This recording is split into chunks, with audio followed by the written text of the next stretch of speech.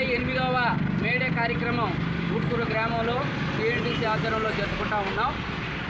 ఈ మేడే పని గంటలు తక్కువ చేయాలని, అగ్రరాజ్యమైన అమెరికా దేశంలో చికాగో రాష్ట్రంలో పని గంటలు తక్కువ చేయాలని, వ్యక్తి చాకిరీ విముక్తి కావాలని ఆ రోజు వేలాది మంది కార్మికులు పోరాటం చేస్తూ ఉంటే, ఆ రోజు నియంతగా ఉన్న కార్మిక వర్గానికి ఆ రోజు తూటాలతో బలైపోయిన ఎంతోమంది ప్రాణ తర్పణంతో ఈరోజు మన కార్మిక జెండా కార్మిక దినోత్సవం జరిగించింది.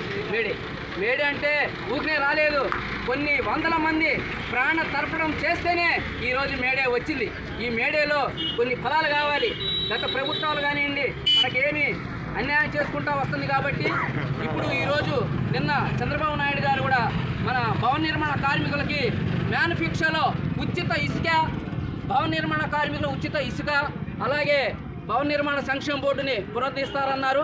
అలాగే విధంగా కాన్పులకి 50,000 ఇస్తానన్నారు. అలాగే చంద్రన్న బీమా కొనసాగిస్తామన్నారు. అలాగనే 5 లక్షల వరకు ఇస్తానన్నారు.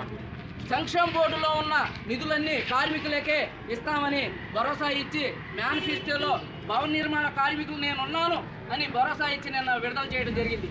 అది దాని రూపంగా ఈరోజు కార్మికులు కూడా మనం ఏ ప్రభుత్వం అయితే గత ప్రభుత్వంలో అనేక సంక్షేమ పథకాలు మనకు అందిని, చంద్రన్న బీమానే కానివ్వండి, చంద్రన్న పెళ్లి కానుక కానివ్వండి, డెలివరీ కానివ్వండి, సహజ మరణం కానివ్వండి, అనేక విధాలు కూడా మనకు వచ్చినాయి. కానీ ఈ 5 సంవత్సరాలలో మనకి రాలేదు. మళ్ళీ మన బోర్డు కావాలి అంటే, మన భవన నిర్మాణ కార్మికులు ఖాళీ లేకుండా పని చేయాలి అంటే ఉచిత ఇసుక కావాలి. కాబట్టి ఉచిత ఇసుక ఇస్తారని హామీ ఇచ్చారు. మేనిఫెస్టోలో వాళ్ళు పొందుపరిచారు. కాబట్టి మనందరం కూడా చంద్రబాబు నాయుడు గారు బలపరిచి వారికి మద్దతు ఇవ్వాలని కార్మికులందరినీ కోరుతా ఉన్నాం.